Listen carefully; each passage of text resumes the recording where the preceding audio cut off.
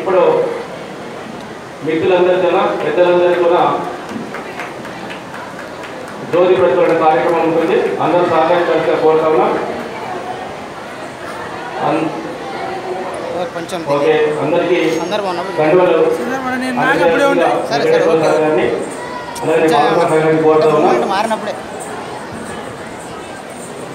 Batches అలంకరణ చేయాల్సిందిగా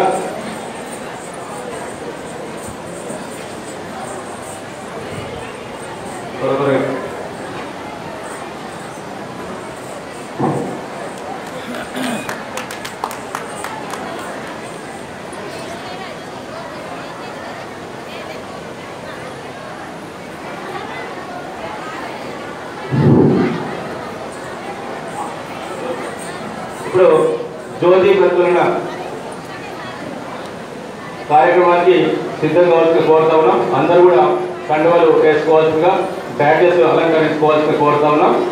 ఆ తదనంతరం జ్యోతి ప్రచురణ కార్యక్రమం ఉంటుంది.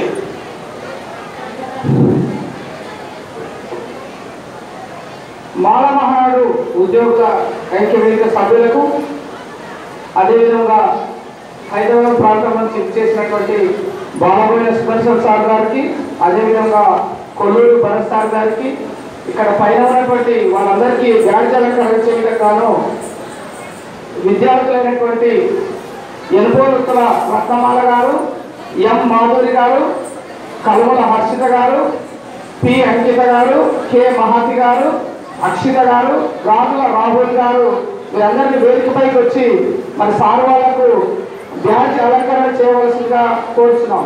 పేరుతైనటువంటి అందరూ విద్యార్థులు వేదిక మీదకి రావాల్సిందిగా కోరుచున్నాం.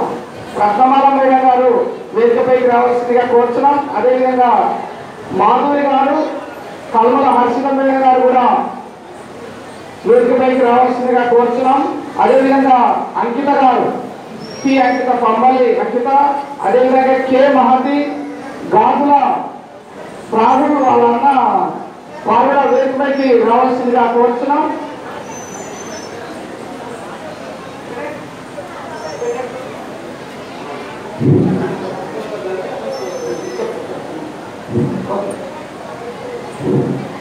రత్నమాల గారు మాల మహానాడు ఉద్యోగుల అధ్యక్షులు ఏ సార్ గారికి,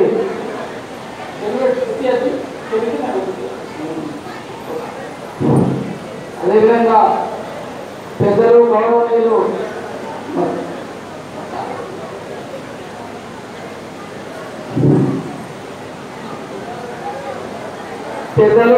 గౌరవనీయులు నాగేశ్వర గారిని వేదిక మీదకి రావాల్సిందిగా ఒకసారి కాండువా బ్యాడ్జీలతో అలంకరణ చేస్తారు కాబట్టి పైకి రావాల్సిందిగా కోరుచున్నాం. అదేవిధంగా లింగాల మండలం లింగాల గ్రామానికి చెందిన డిటిఎఫ్ జిల్లా నాయకులు మరి బ్యాడ్జీ అలంకరణ కాండువా ఉంటుంది కాబట్టి వేదిక మీదకి రావాల్సిందిగా కోరుచున్నాం. అదేవిధంగా మాఘమోహనాడు గౌరవ అధ్యక్షులు adviser J Ramaswamy, G Ramaswamy గారి ఇద్దరిని వేదిక మీదకి ఆ కాండువలతో సత్కరించారు కాబట్టి మీరు కూడా వేదిక మీదకి రావాల్సిందిగా ఆహ్వానిస్తున్నాం. అదేవిధంగా కళాకారుడు గోపాలన్ కూడా స్వాగతం సుస్వాగతం. దయచేసి ఒకసారి కాండువ వేసుకోవాల్సిందిగా మీ అందరికీ విజ్ఞప్తి చేస్తున్నాం.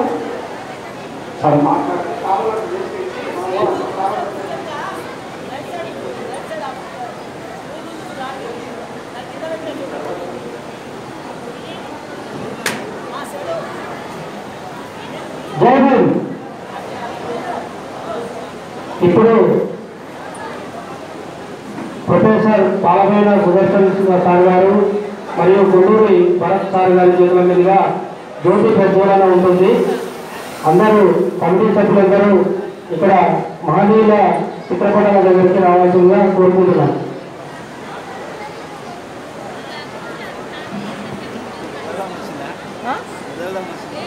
జ్యోతి ప్రజ్వలన కార్యక్రమం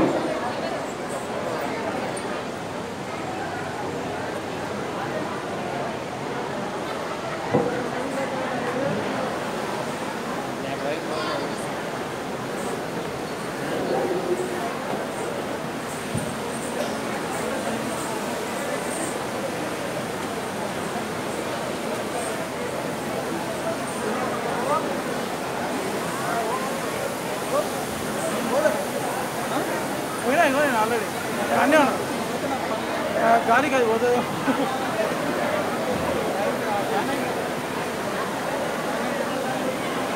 ఇప్పుడు జ్యోతి ప్రజ్వలన కార్యక్రమానికి అందరూ కూడా ముందుకు రావాల్సింది కోరుతా ఉన్నా. లక్ష్మీనారాయణ మ్యాచ్ బాక్స్ చెప్పండి.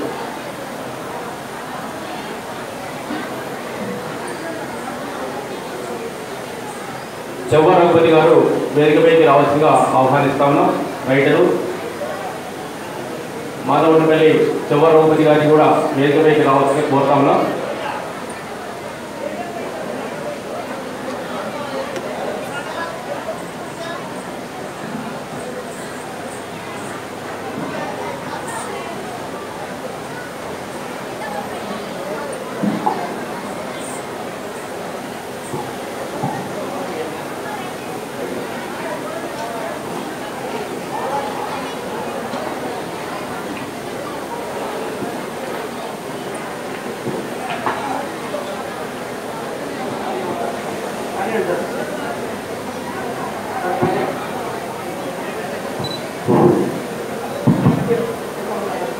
అదేవిధంగా మాల ఉద్యోగుల ఐక్య వేదికలో ఉన్నటువంటి మహిళా ఉద్యోగులు కూడా వేదికపైకి రావాల్సిందిగా కోరుతా ఉన్నాం. పురం కవిత మేడం గారు, అదేవిధంగా కాడం చైతన్య మేడం గారు, పంబలి ఇందిరా మేడం గారు, స్వరూప మేడం గారు, ఇంకా వాణి మేడం గారు, అవుట వాణి మేడం గారు, మహిళా ఉద్యోగులందరూ కూడా వేదికపైకి రావాల్సిందిగా పేరు పేరున రిక్వెస్ట్ చేస్తున్నాం. సో ఇప్పుడు మరి మహనీయులకు జ్యోతి ప్రజ్వలన రాయించడం జరుగుతుంది.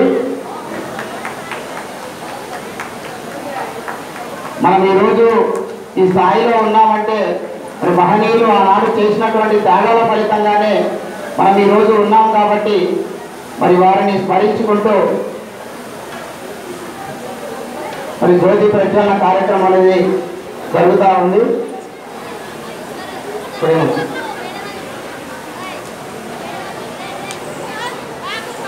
జ్యోతి ప్రజ్వలన అనంతరం పూలమాల అలంకరణ కూడా ఉంటుంది. కాబట్టి మరి వక్తలు మహనీయుల వద్దనే ఉండాల్సిందిగా రిక్వెస్ట్ చేస్తున్నాం.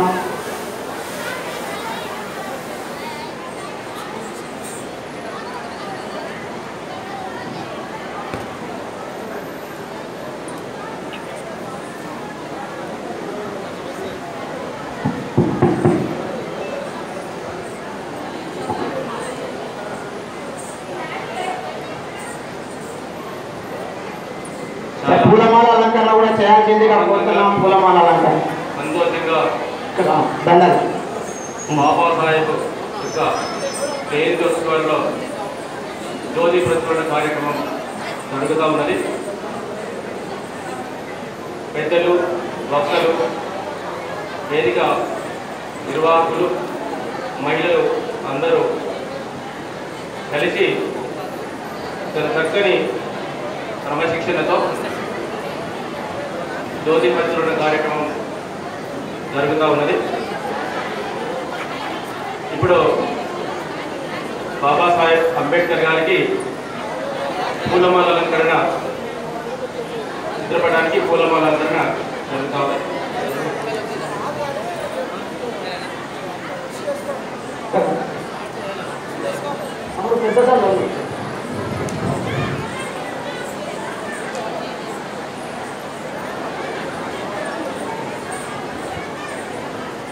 మరి వక్తలు, ముఖ్య అతిథులు అందరూ కలిసి బాబాసాహెబ్ అంబేద్కర్ గారికి పూలమాల అలంకరణ చేయాల్సిందిగా కోరుతా ఉన్నాం. Please all of you claps, please all of you clap. Babasaheb Ambedkar గారు మన కోసం ఎన్నో పోరాటాలు, త్యాగాలు చేసి మరి మనం ఈరోజు ఈ స్థాయిలో ఉన్నామంటే మరి వారే కారణం. కాబట్టి వారిని మరి పూలమాలతో అలంకరణ చేయడం జరుగుతుంది.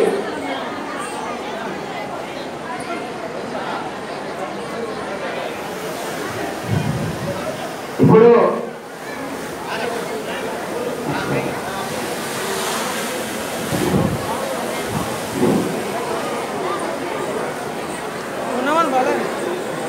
మిత్రులందరూ కూడా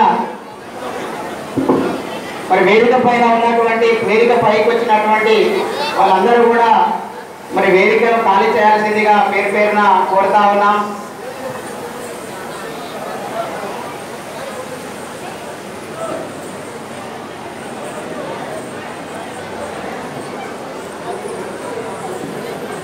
కమిటీ సభ్యులందరూ కూడా వేదిక పైన ఉండి ఒక గ్రూప్ ఫోటో దిగాల్సిందిగా కోరుతా ఉన్నాం.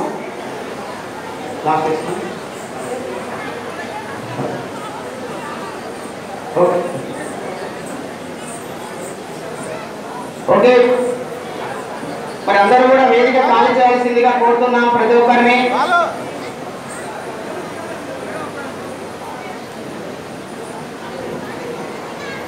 అందరూ కూడా వేదిక దగ్గరికి వచ్చి అందరు కింద కూర్చొని మరి బయట ఉన్నటువంటి వాళ్ళందరూ కూడా వేదిక పైకి రావాల్సిందిగా కోరుతా ఉన్నాం. అదేవిధంగా మైనారిటీ ముస్లిం పెద్దలు కూడా బాబాసాహెబ్ దగ్గరికి వచ్చి మరి పూలు వేయాల్సిందిగా కోరుతా ఉన్నాం.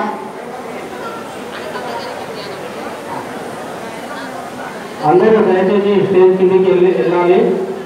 పూలు తర్వాత వేయచ్చు. దయచేసి మన ముస్లిం మైనారిటీ ప్రెసిడెంట్ సిద్దిక్ అలీ గారు పూలమాల అలంకరించాలని కోరుకుంటున్నాం.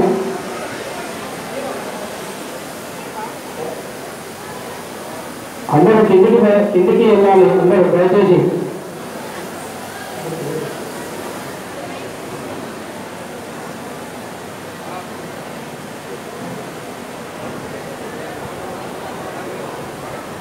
చిన్న విజ్ఞప్తి,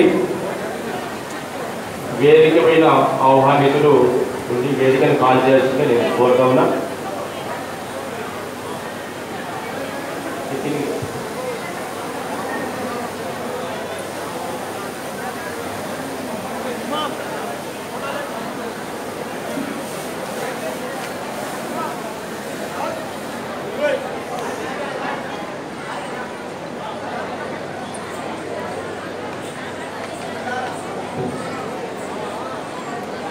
మరి మన సమావేశం ప్రారంభం కాబోతుంది. ఇప్పటికే కాలాతీతమైంది. మనం 5:30 గంటలకే మరి ర్యాలీ అనేది కూడా ప్రారంభించుకోవాల్సింది కాబట్టి అందరూ సహకరించాల్సిందిగా పేరు పేరున విజ్ఞప్తి చేస్తున్నాం. త్వరగా పూర్తి చేసుకుని మరి డాన్స్ ని కాల్ చేయాల్సిందిగా కోరుతా ఉన్నాం. ఈ కార్యక్రమం అనేది మన భారత రాజ్యాంగ పీఠిక ప్రియాంబుల్తో ప్రారంభించుకోవాల్సింది కాబట్టి గౌతమ్ శ్రావస్తి మరి వేదిక దగ్గరికి రావాల్సిందిగా కోరుతా ఉన్నాం.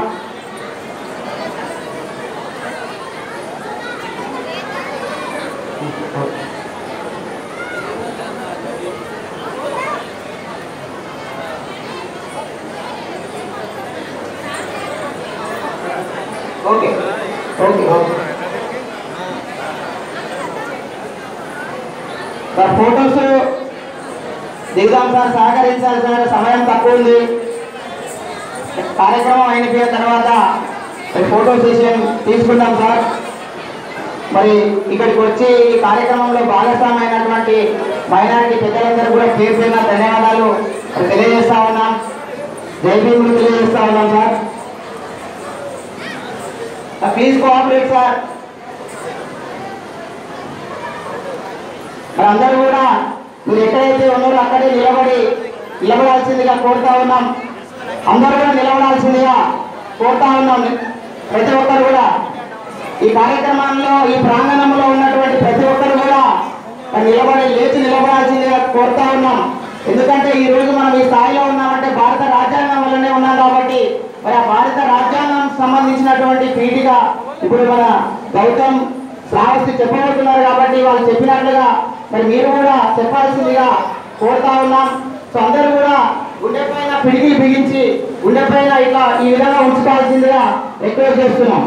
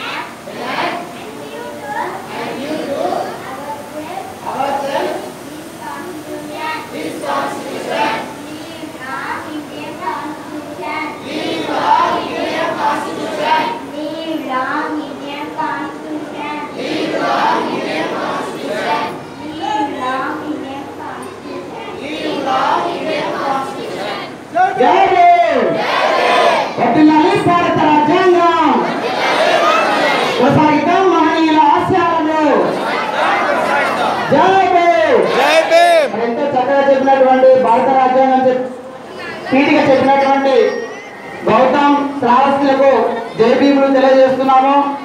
మరి ఇప్పుడు వేదిక పైన ఉన్నటువంటి వాళ్ళందరూ కూడా దయచేసి వేదికను ఖాళీ చేయాల్సిందిగా కోరుతున్నాం.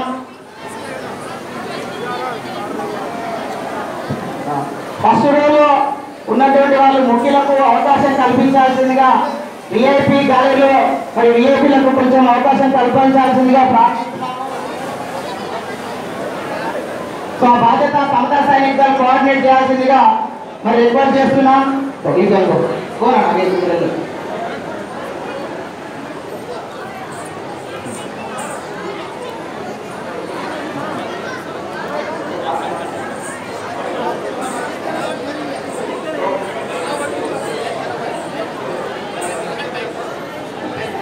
బయట టైం లేదు.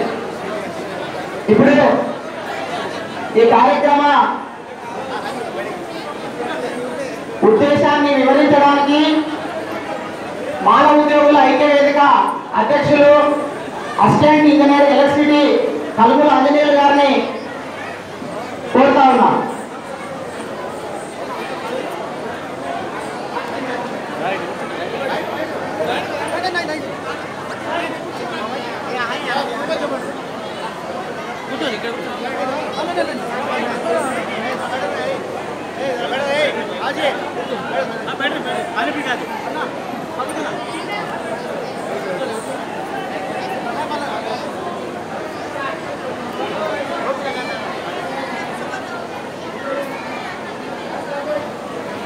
దయచేసి అందరూ వేదికను ఖాళీ చేసి తమ యొక్క సీట్లలో ఆస్తులు కావాలని కోరుకుంటున్నాం. ఈరోజు అంబేద్కర్ జయంతిని పురస్కరించుకొని అచ్చంపేట నియోజకవర్గం హెడ్ క్వార్టర్లో అంబేద్కర్ 133వ జయంతి కార్యక్రమాలకు విచ్చేసినటువంటి ప్రజానీకానికి, ప్రజా సంఘాలకు, వివిధ సంఘాల ప్రతినిధులకు, ప్రధాన వక్త మన బాలభైన సుదర్శన్ సార్ గారు, ఓయూ ప్రొఫెసర్ గారికి, అలాగే కొల్లూరు పరస్పర్ గారికి ప్రత్యేక ధన్యవాదాలు తెలియజేస్తున్నాం. ఈ యొక్క కార్యక్రమం ముఖ్య ఉద్దేశం వచ్చేసి మన యొక్క అస్తిత్వం ప్లస్ ఐక్యత మరియు అభివృద్ధి కార్యక్రమాలపైన ఎలా ముందుకు సాగాలి ఏమిటి అనేది ఏర్పాటు చేయడం జరిగింది. కావున ఈరోజు నిర్వహిస్తున్నటువంటి సభకు భారీ ఎత్తున వచ్చినటువంటి ప్రజానికానికి ప్రత్యేక ధన్యవాదాలు తెలియజేస్తున్నాం.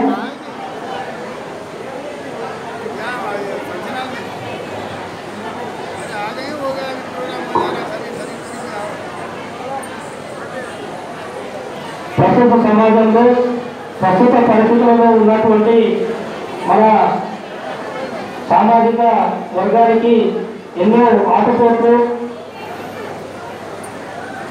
ఉన్నటువంటి ఈ తరుణంలో ఈ ఐక్యత అనేది చాలా ఇంపార్టెంట్. అలాగే ఈ సమాజంలో సమానత్వం తీసుకురావడానికి మన వంతు ప్రయత్నం చేయడానికి ఈ యొక్క సభా ఉద్దేశం అని తెలియజేస్తున్నాం. నెక్స్ట్ ఈ కార్యక్రమాన్ని మా జనరల్ సెక్రటరీ గారు ఈ యొక్క సమావేశాన్ని మాట్లాడతారు.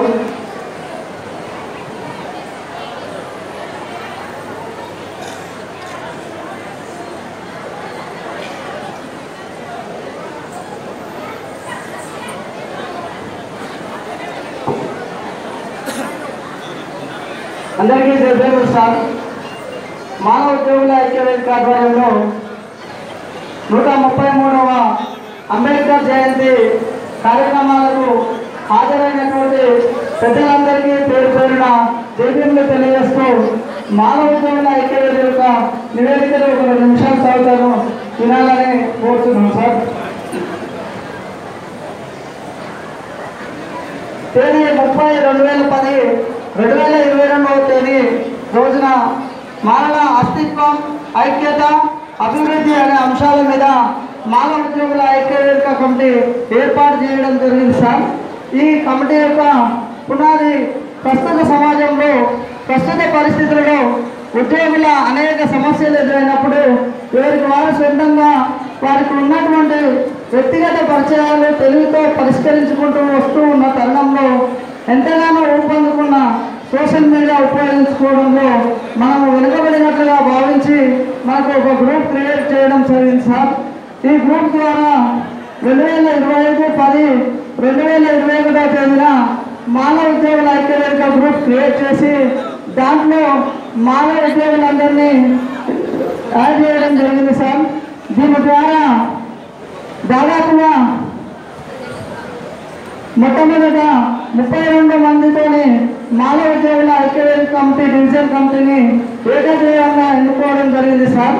మరి ఈ కమిటీ యొక్క లక్ష్యాలు ఏంటంటే మానవ ఐక్యతకు కృషి చేయడం, మానవ ఉద్యోగులు తిరిగి సమాజానికి సేవ చేయడం, నిరుపేదలైన విద్యార్థుల ఉన్నత చదువులకు వీలైనప్పుడు వీలైనంత కమిటీ చర్చించి సహాయం చేయడం, సభ్యులకు సహాయ సహకారాలు అందించడం, అన్ని రంగాలలో అందరూ అభివృద్ధి సాధిస్తూ ఐక్యంగా ఉండే విధంగా ప్రయత్నం చేయడం, డివిజన్ స్థాయిలో మానవులందరికీ భరోసా కల్పించడం, చైతన్యం చేయడం, చేయూతనివ్వడం వంటి కార్యక్రమాలు చేస్తున్నాం సార్. సమాజంలో మన గౌరవం పెరిగే విధంగా వివిధ కార్యక్రమాల రూపకల్పన చేయడం జరుగుతుంది సార్. మహనీయుల ఆశయాలను ముందుకు తీసుకుపోయే కార్యక్రమాలను నిర్వహించడం జరుగుతుంది. మన సమాజంలో అందరికీ విద్య అందించేటటువంటి కార్యక్రమాలకు చేయూతనివ్వడం, అత్యవసర పరిస్థితుల్లో హాస్పిటల్ వంటి విషయాలలో అండగా ఉండడం, సభ్యులందరికీ వారి సర్వీస్ సమస్యలను అండగా ఉండడం, మన వారిని గౌరవిస్తూ మన సమాజంలో మన కుల గౌరవం పెరిగే విధంగా తోడ్పాటును అందించడం, సమాజ చైతన్యంలో మానవ ఉద్యోగుల చైతన్యం పొందే విధంగా కృషి చేయడం సార్. ఇవి మేము పెట్టుకున్నటువంటి లక్ష్యాలు సార్. ఈ మానవ ఉద్యోగుల ఐక్యవేదిక కమిటీ ఏర్పడిన తర్వాత మేము చేసినటువంటి కార్యక్రమాలు సార్.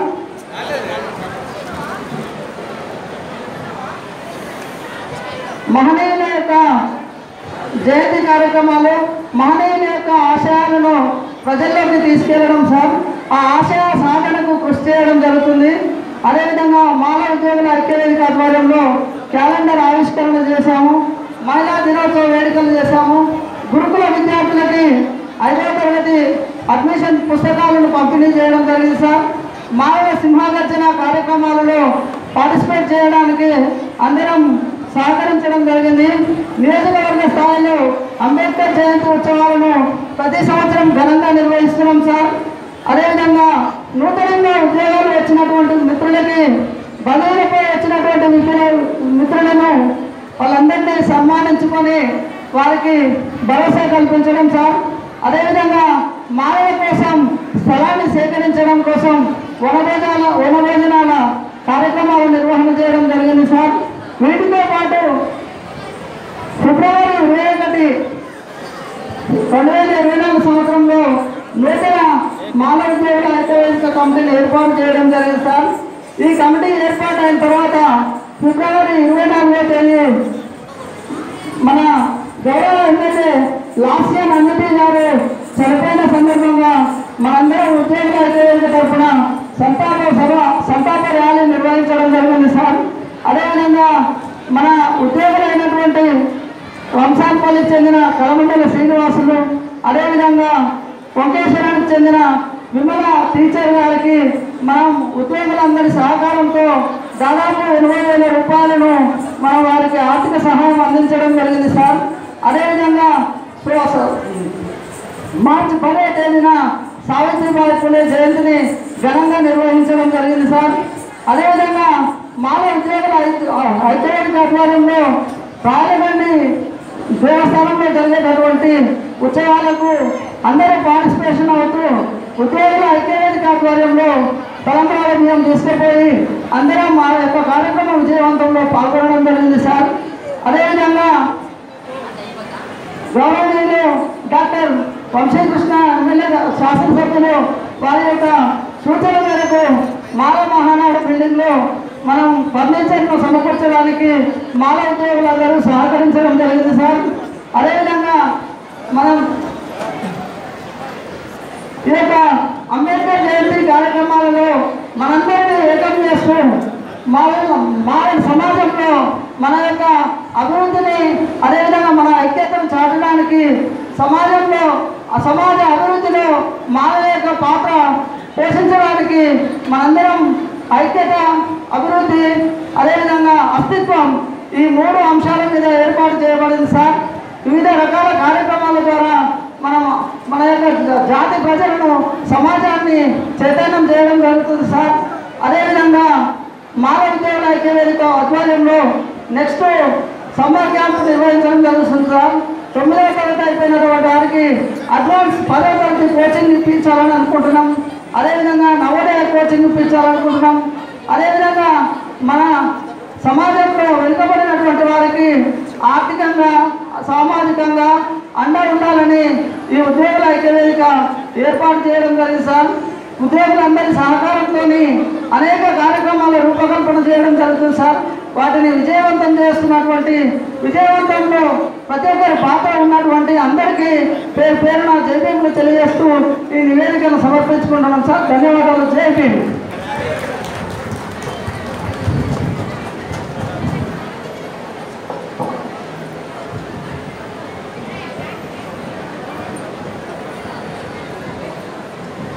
సమయభావం పరిస్థితుల దృష్ట్యా అతి త్వరలో మనకు ర్యాలీ ఉంటుంది కావున వచ్చినటువంటి వక్తలతో మాట్లాడించడం మాత్రమే జరుగుతుంది. కావున ఇక్కడ వచ్చినటువంటి వివిధ ప్రజా సంఘాల అందరికీ ధన్యవాదాలు తెలియజేస్తున్నాం. ఇక్కడ వచ్చినటువంటి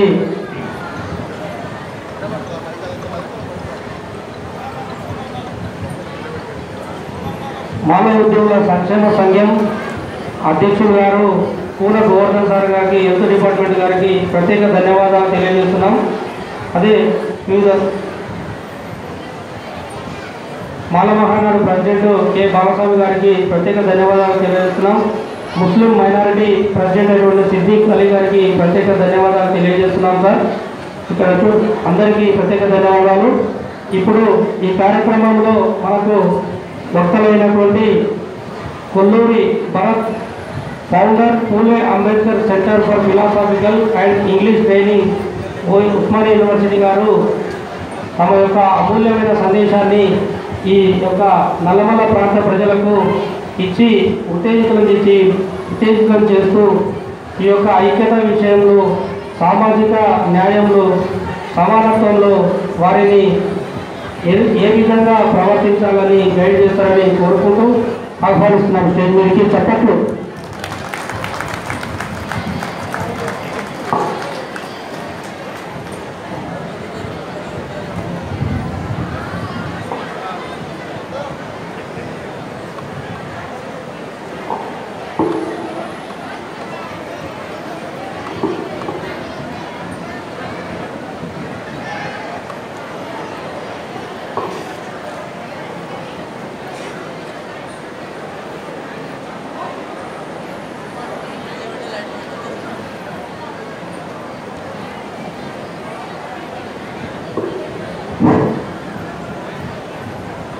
జై భీమ్. మిత్రులారా, నేను ఒక 10-15 నిమిషాలు మాట్లాడతాను. దయచేసి మీరు అందరూ నిశ్శబ్దం వ్యవహరించాలా. సభాధ్యక్షులు నా సోదరులు డాక్టర్ బాలగారి సుదర్శన్ గారికి,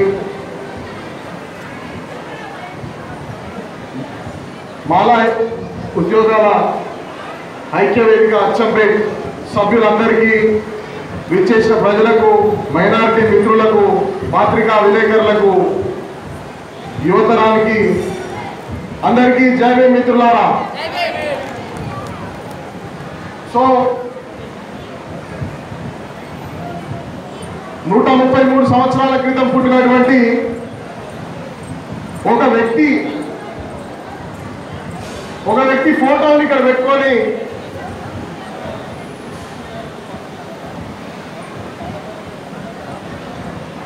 మనం ఇంతమంది ఇక్కడ గ్యాదర్ అయిన తర్వాత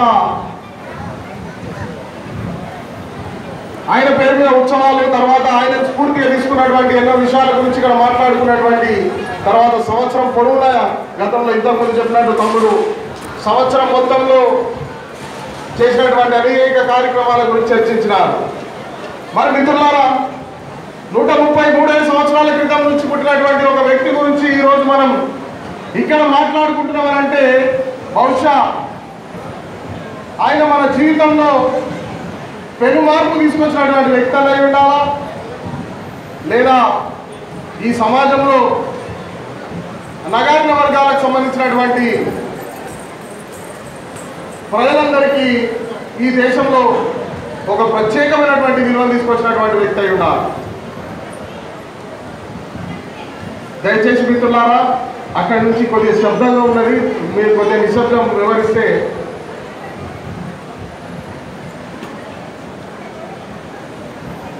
సో నేను ఇక్కడికి హైదరాబాద్, నా పేరు కొల్లూరు భరత్ కుమార్.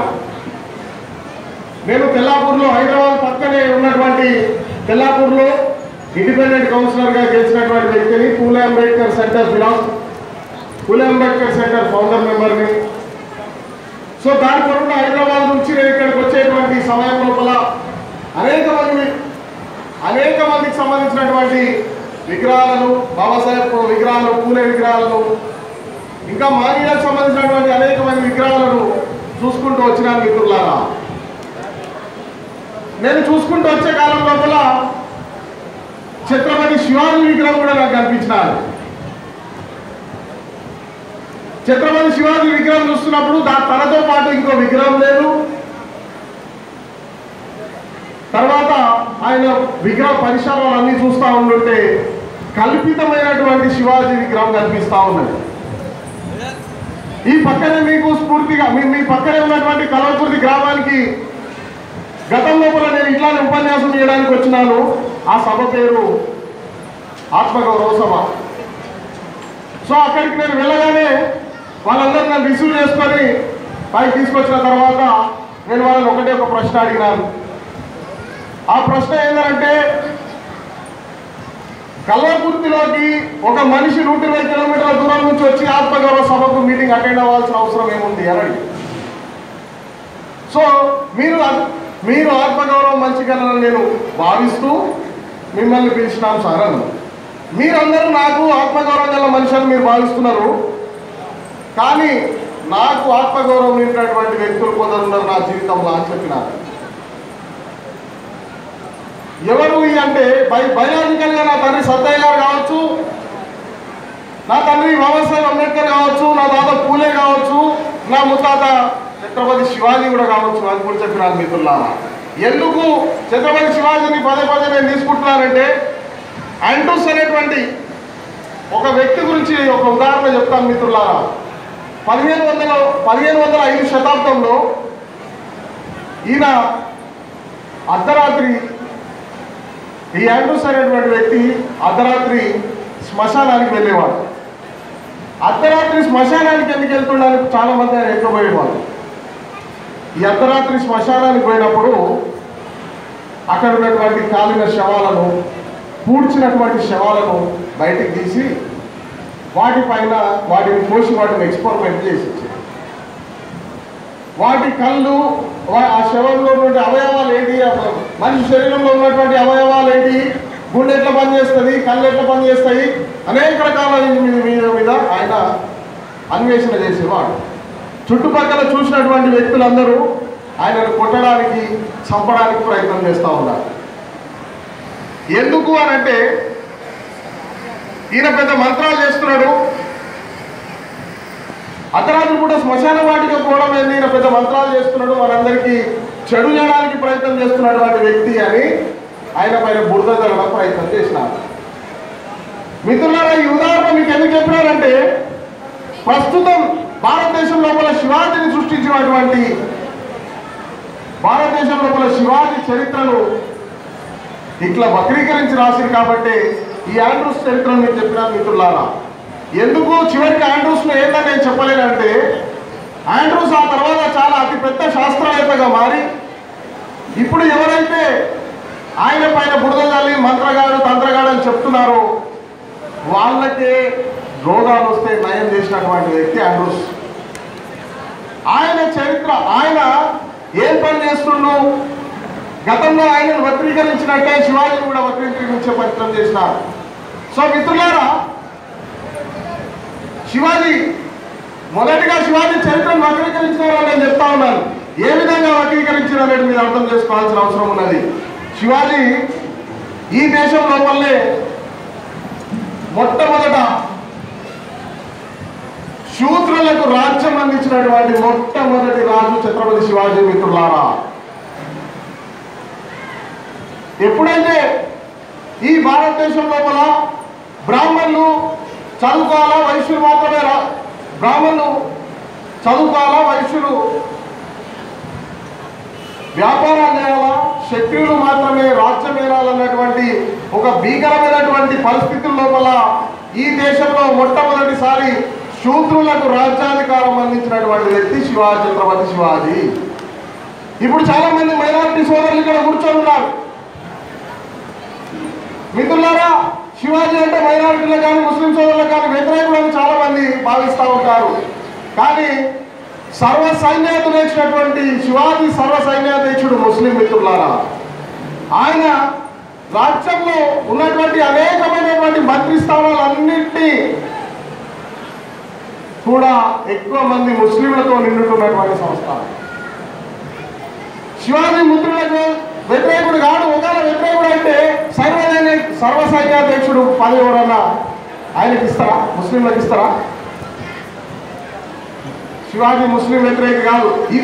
ఇతర దేశాల నుంచి వచ్చినటువంటి ముస్లిం మొఘలాయిల మీద యుద్ధం చేసినటువంటి వ్యక్తి శివాజీ.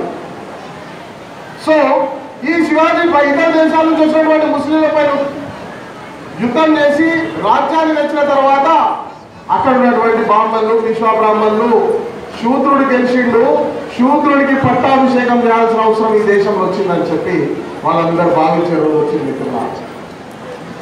ఈ శూద్రుడికి పట్టాభిషేకం చేయాలంటే మరాఠా రాజ్యం లోపల ఒక్క బ్రాహ్మణుడు కూడా ముందడికి రాలేదు. మేము ఎవరు కూడా ఈ శూద్రుడికి పట్టాభిషేకం చేయవాలంటే అప్పటి బెంగాల్ నుంచి ఒక బ్రాహ్మణుడు తీసుకొచ్చి పట్టాభిషేకాన్ని తయారు చేసినారు. ఈ పట్టాభిషేకం చేసేటప్పుడు ఆ బ్రాహ్మణుడు చాలా పెద్ద బ్రాహ్మణుడు. బాహుబలి సినిమా చూసుంటారు అందరూ. అలా హీరోయిన్ ఉంటుంది, మన ఏదో ఆ బాహుబలి వాళ్ళ మదర్ ఉంటుంది కదా, ఆమె పట్టాభిషేకం చేసేటప్పుడు బాహుబలికి పెద్ద బొట్టు కొట్టి ఇట్లా పెడతా ఉంటుంది. అట్లాంటి బొట్టు శివాజీకి పెట్టాల్సిన అవసరం కూడా ఉన్నది. ఆ టైం వచ్చినప్పుడు ఆ బొట్టు పెట్టడానికి ఆ బ్రాహ్మణుడు నిరాకరించి తాను వెడుమకాలి బొట్టను వేలుకొని తిలకం దిద్ది పట్టాభిషేకం చేసేది. మిత్రులారా, ఈ దేశంలో అతిపెద్ద అవమానం ఇదే ఉంటుంది. ఒక శూద్రుడికి రాజ్యం అందించే విషయం లోపల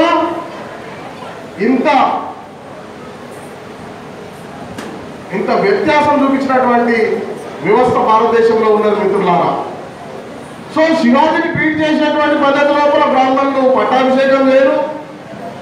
పలుసార్లు ప్రయత్నించినప్పటికీ కూడా చనిపోకపోతే కులకర్ణి అనేటువంటి తన సొంత మంత్రి, తన సొంత క్యాబినెట్లోనే, తన సొంత మంత్రివర్గంలో ఉన్నటువంటి కులకర్ణి అనేటువంటి ఒక బ్రాహ్మణుడు తనకు విషమించి చంపినాడు. మిత్రులారా, ఈరోజు మనము ఆయన తర్వాత ఈ దేశాన్ని ఆయన కుమారుడు శంభాజీ పరిపాలించింది. మిత్రులారా, 1680లో శివాజీ చనిపోతే 1689లో శంభాజీ మరణించాడు. తండ్రి చనిపోయిన 9 సంవత్సరాల లోపలనే శంభాజీ మరణించడానికి కారణాలు ఏందో మీకు తెలిసి ఉండాలి. మిత్రులారా, ఎవరైతే శివాజీని చంపిరో వీళ్ళందరినీ వెతికి పట్టుకొని అందరికీ ఉరి శిక్ష విధించినారు. అందులో అగ్రకులానికి చెందిన వాళ్ళే, బ్రాహ్మణులు, విశ్వబ్రాహ్మణులు ఉన్నటువంటి వాళ్ళే. వీళ్ళందరూ ఒకవేళ శివాజీ కుమారుడు శంభాజీ బతుకుంటే మనల్ని దేశంలో బతకనిచ్చే ఛాన్స్ లేదు అని భావించినటువంటి అక్కడ ఉన్నటువంటి అగ్రకులస్తులంతా శంభాజీ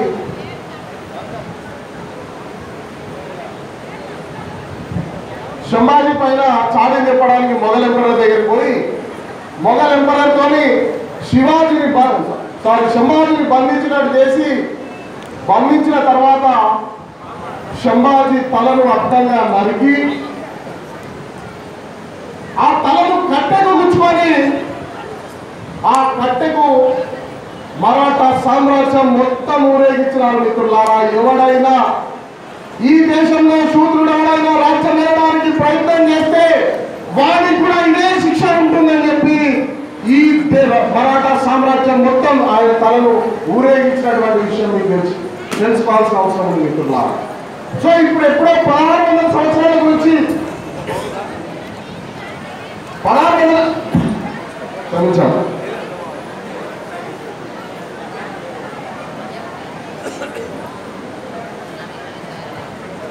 1680 గురించి నేను మాట్లాడుతున్నాను.